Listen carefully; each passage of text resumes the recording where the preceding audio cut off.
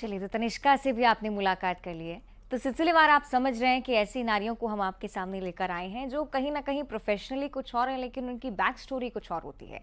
Doctor प्रिया भावे को भी आप डॉक्टर के स्वरूप में जानते हैं, लेकिन आयरन मैन का खिताब अपने नाम कर चुकी थी। ये कुछ ऐसी कहानियाँ हैं जो आपको भी प्रेरणा देंगी और आने वाले समय में सही शक्ति को पहचानना एक बहुत बड़ी बात होती है। उस ओर भी इशारा करती हुई कहानियाँ। तो शक्ति की आराधना के इस पर्व नवरात्रि पर अब मुलाकात एक ऐसी मातृशक्ति से कर लेते हैं जिन्होंने बीड़ा उठाया है महिला शक्ति को मजबूत करने का ही। योग के जरिए कुंजन झंवर कैसे ला रही हैं बदलाव, आइए जानते हैं। बीमारियाँ थी।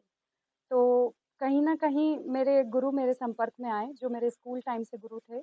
उन्होंने मुझे कहा कि मैं स्पोर्ट्स में थी पहले, तो उन्होंने कहा कि तुम स्पोर्ट्स में आ जाओ, तो वो पॉसिबल नहीं था। फिर उन्होंने ही मुझे सलाह दी कि तुम योग में आ जाओ और योग की स्टडी मेरी वहाँ से शुरू हो गई। फिर धीरे-धीरे जब मुझे अपने स्वास्थ्य में सुधार होने लगा, तो मैंने योग को मतलब अपना लिया और मैंने ये सोचा कि मैं इसमें पूरा अध्ययन करूँगी, पूरी स्टडी करूँगी।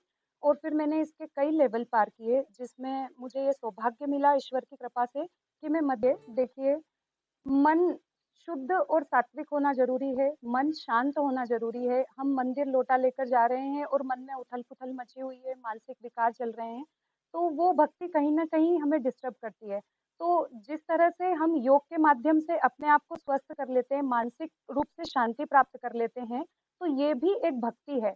जब हम खुद ही मानसिक रूप से शांत होंगे, तो हम माँ की लाइफ़स्टाइल इतना खराब हो गया है, दिनचर्या सबकी इतनी खराब हो चुकी है, मानसिक तनाव की वजह से बहुत बीमार महसूस करते हैं लोग, एंग्ज़ायटी, डिप्रेशन के शिकार हो रहे हैं।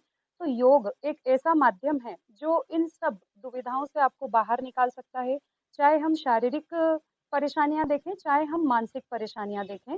तो इनसे अगर बाहर निकलना है, तो उसका सबसे अच्छा आसान तरीका है योग और नेचुरोपैथी। मैं सभी से यही कहना चाहूँगी कि नियमित रूप से योग से जुड़ें, नेचुरोपैथी से जुड़ें, माँ प्रकृति से जुड़ें। प्रकृति में वो शक्ति है कि वो हम योग के माध्यम से अपने आप को स्ट्रॉन्ग बनाना चाहते हैं और यही एक ज ज़रिया है जिसकी वजह से हम स्वस्थ रह सकते हैं और हमारे तन-मन को हेल्दी बना सकते हैं। अब घरेलू महिलाओं को बहुत सारे काम रहते हैं सुबह-सुबह भी, लेकिन योगा एक बहुत अच्छा माध्यम मुझे लगा जब से कुंजन जी से जुड़ी हूँ। जीवन में बहुत परिवर्तन आया और अपनी एनर्जी दिन भर बनी रहती है सुबह-सुबह के काम में और यहाँ से जो ध्यान और योगा करके जाते हैं, तो मन एकदम प्रफुल्लित रहता है, प्रसन्न रहता है।